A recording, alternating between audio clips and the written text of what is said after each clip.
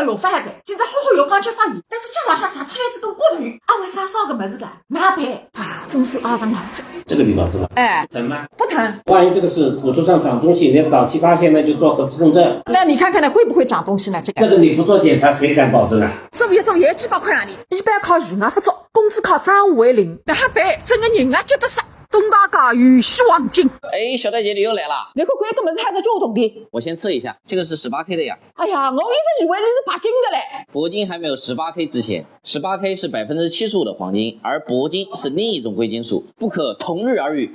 哎，小戴姐你怎么走了？我还没讲完呢。来不及走，下趟再讲。姐你当心点啊！